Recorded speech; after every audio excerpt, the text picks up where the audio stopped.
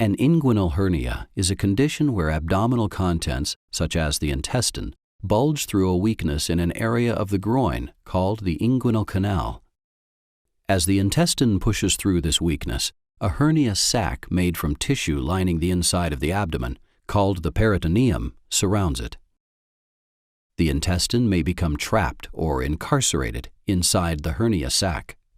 Over time, its blood supply may be cut off, leading to strangulation, where the tissue inside the hernia sac dies.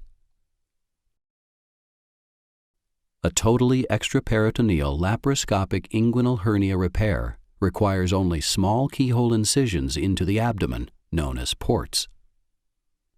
To reach the hernia, the surgeon will insert a tube called a trocar through a port located just below your navel or umbilicus. This instrument will be used to separate the inner abdominal wall from the peritoneum.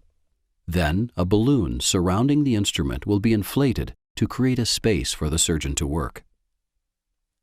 Next, your surgeon will insert the laparoscope through the umbilical port. Images from its camera will be transmitted to a video monitor in the operating room. Once the working space is created, 2 additional trocars will be inserted. The surgeon will pass surgical instruments through them. These instruments will be used to separate attachments to the hernia sac and gently pull it out of the inguinal canal and back into the abdomen.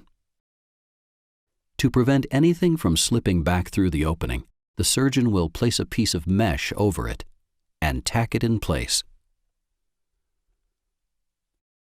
The incisions will be closed with sutures, followed by skin glue or skin closure tape.